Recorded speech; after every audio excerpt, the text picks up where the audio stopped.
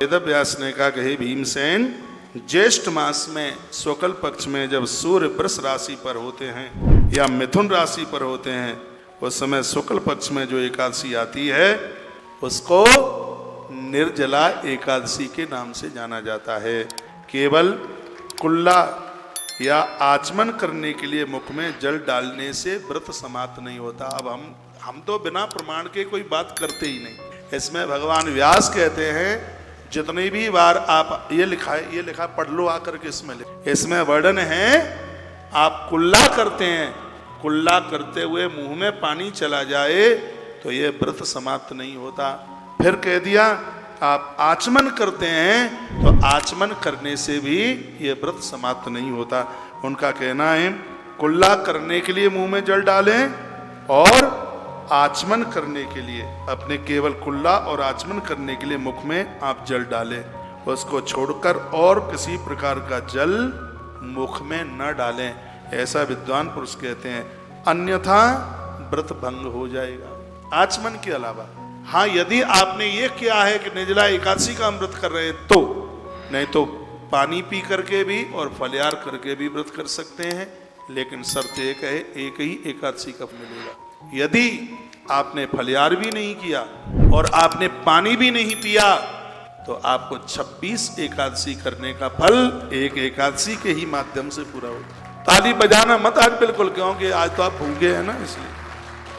इसमें लिखा है कुल्ला और आचमन के लिए पानी मुंह में जाता है, भगवान व्यास कहते हैं तो व्रत बिल्कुल खंडित नहीं होता।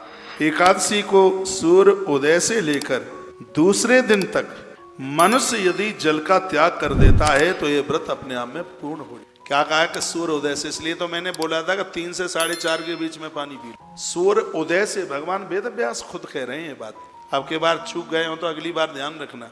तो इन्होंने कहा कि जो लोग, हाँ मैंने 3 से 4:30 का टाइम आपको इसलिए दिया क्योंकि इसमें 24 घंटा पानी, 24 घंटे के लिए जल छूटे।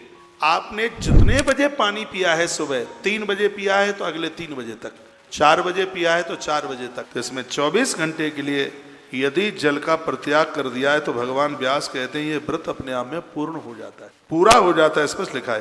तदनंतर द्वादशी को निर्मल प्रभात काल में स्नान करके ब्राह्मणों को विधि पूर्वक जल का दान करें, उन्हें जल पिलाएं, व्यवस्था बन जाए तो उन्हें सुवर्ण, चांदी, वस्त्र इत्यादि, इस प्रकार सब कार्य पूरा करके जितेंद्रिय पुरुष ब्राह्मण के साथ ब्राह्मणों को भोजन करावे और उनके साथ बैठ करके भोजन कर ले। वर्ष भर में जितनी एकादशियां होती हैं उन सब का फल सिर्फ निर्जला एकादशी के करने से प्राप्त हो जाता है, ऐसा भगवान वेदव्यास कहने लगे। इसमें तनिक भी संदेह नहीं है। शंख, चक्र, गदा धारण करने वाले भगवान केशव ने ये मुझसे कहा था, भगवान व्यास बोले। भगवान वेदव्यास कहते हैं उन्होंने मुझसे बात कही थी, यदि मानव सबको छोड़कर एकमात्र मेरी शरण में आ जाता है और एकादशी को निराहार रहे, वह संपूर्ण पापों से मुक्त हो जाता है, संपूर्ण पापों से छूट जाता है। एकादशी की बड़ी अद्भुत महिमा है। भगवान कृपा करे कि आपका यह व्रत पूर्ण हो जाए। ठीक है, प्यास लगे तो सूर्यास्त के 24 मिनट के बाद में पानी पी लेना। 24 एकादशी कम होती है क्या? कोई 24 से संतुष्ट हो लेना। हाँ, और ज्यादा यदि आपसे बन जाए, जबरदस्ती मत करना, तो आप फिर चल। एक बात है, एकादशी निर्जला करने के बाद भी आपके चेहरे मुरझा नहीं रहे हैं, कहीं भी ऐसा लग रहा है कि कमल खिला हुआ है। बोलो बांके बिहारी लाल की। एकादशी का व्रत करने वाले पुरुष के पास ये अमरार के दूत कभी आ ही नहीं सकते। स्पष्ट इसमें भगवान व्यास कहते हैं जो विकराल हैं, बड़ा उनका शरीर है, काले ऐसे, वह दूत कभी, यम के दूत ग्यारस करने वाले के पास आ ही नहीं सकते। उनके पास कौन आएगा? पीताम्बरधारी, सौम्य स्वभाव वाले, हाथ में सुदर्शन धारण करने वाले और मन के समान वेगशाली विष्णु दूत आकर वैष्णव पुरुषों को भगवान विष्णु के धाम लेने के लिए वो स्वयं चल करके आते हैं। अतः निर्जला एकादशी को पूर्ण यत्न करके उपवास करना चाहिए।